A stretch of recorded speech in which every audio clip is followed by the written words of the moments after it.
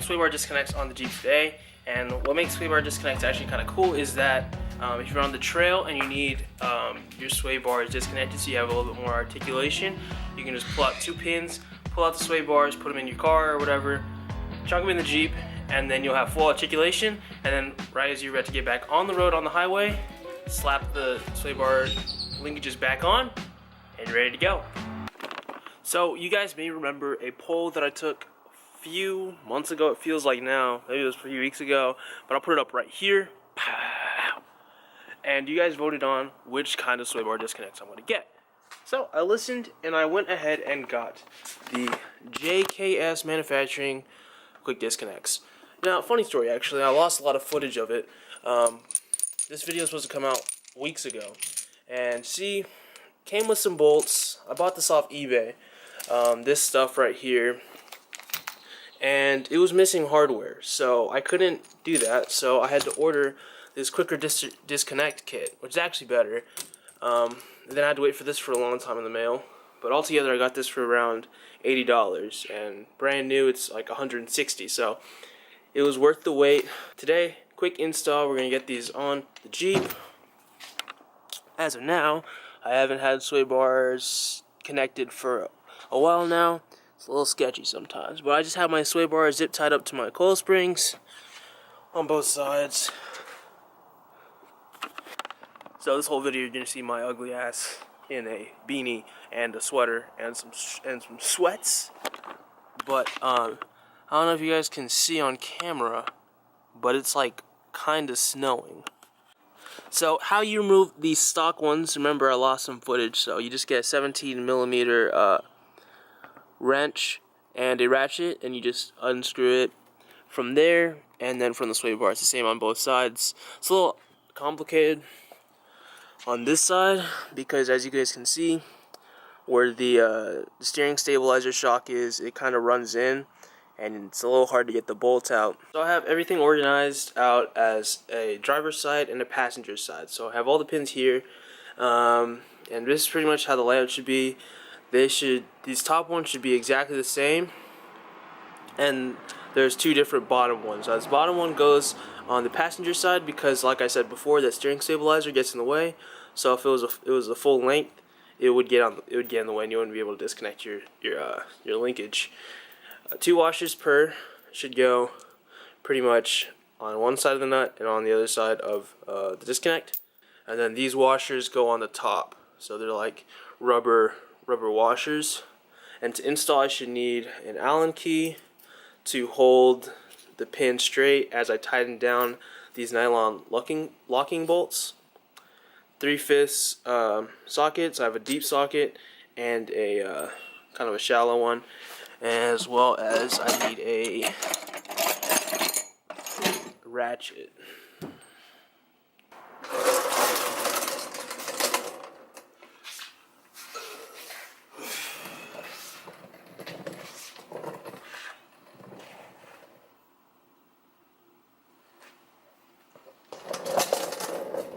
My Jeep isn't tall enough for me to use a creeper.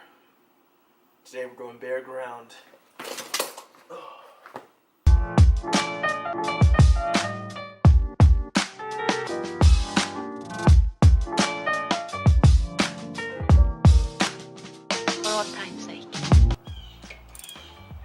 Now I want to make sure I clock this at the correct angle so I can get the pin out.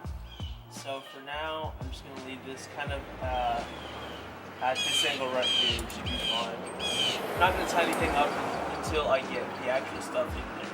So that's one done. Been a long time. Ah, well, sick.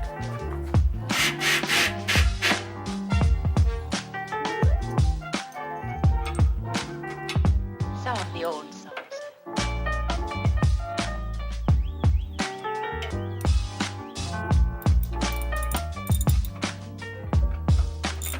For all time's sake.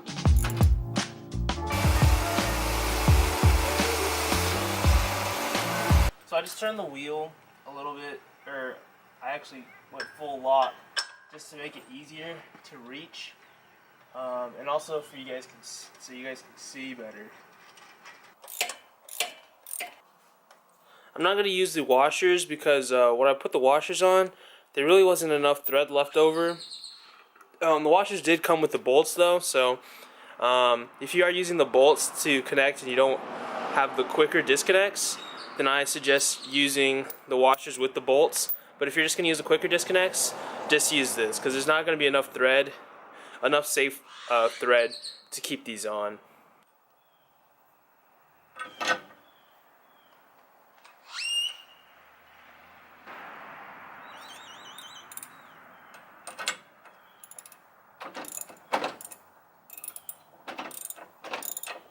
So I want to get some soapy water and just spray the insides of these holes for proper lubrication. Also going to spray on those posts right there.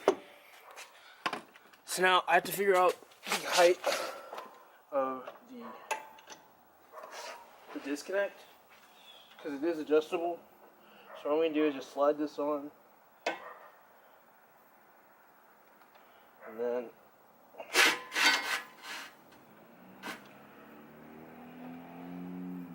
try to find a good height.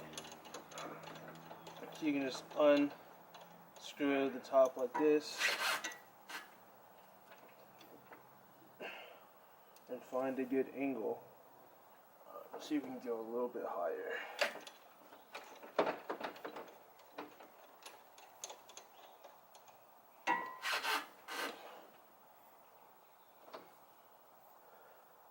That looks pretty good right there.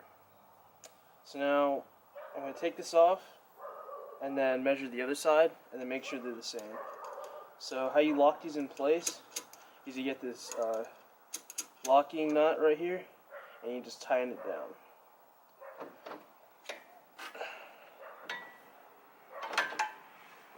So the sway bar links should be exactly the same height.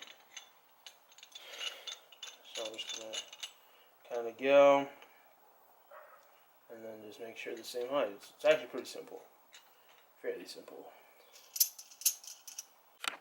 So I'm going to go ahead and slip on this washer.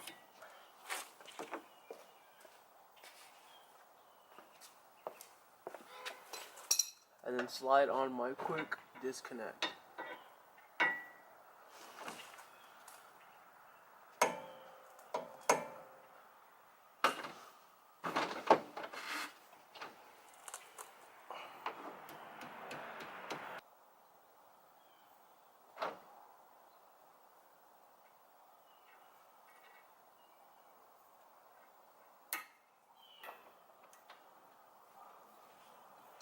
I'm going to go ahead and get this and tighten it down. There we go. What do you want from me? Just tell me what you want from me. I don't know what happened. I don't know how we got here. I just woke up and...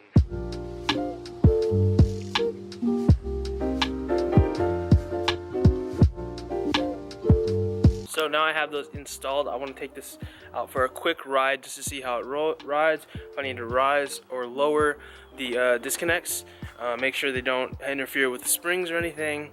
And I'll be back in a second. But for now, I'm going to put you guys down.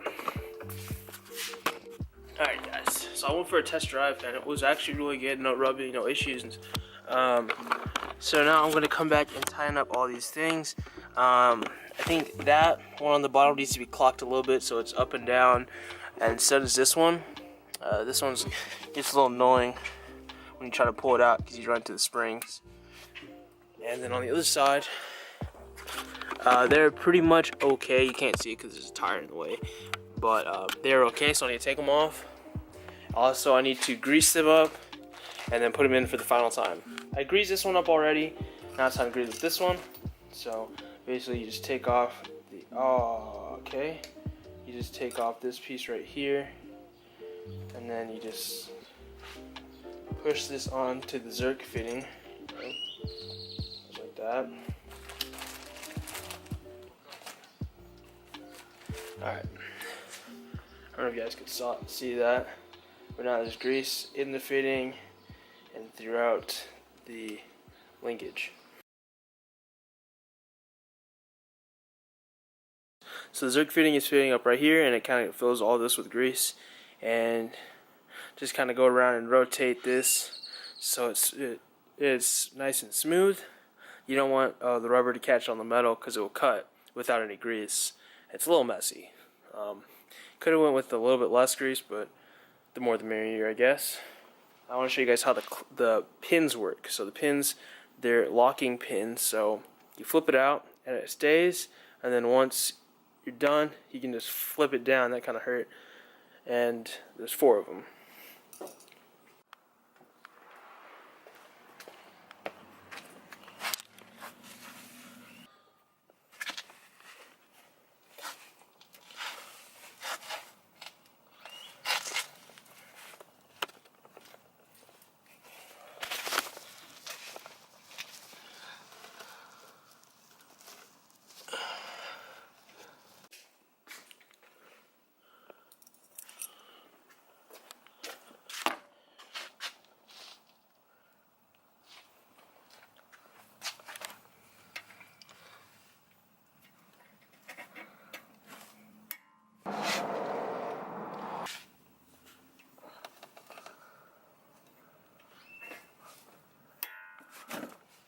So I clocked it this way so that the grease fitting right here doesn't ever touch this, doesn't have a chance to. It's kind of protected up in here, and this one doesn't touch against the springs.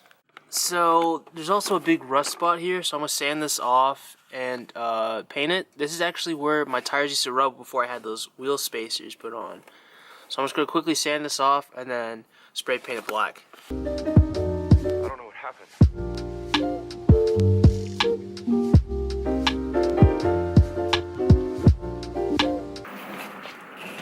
Alright guys, hope you guys enjoyed the video. Like the video if you liked it. Comment below what type of sway bar disconnect linkages you use. If you use quick disconnects, if you guys use the stock one still, if you guys don't run disconnects at all, if you guys just don't run a sway bar at all. Yeah, subscribe to the channel if you haven't already. I'll see you guys later. Bye.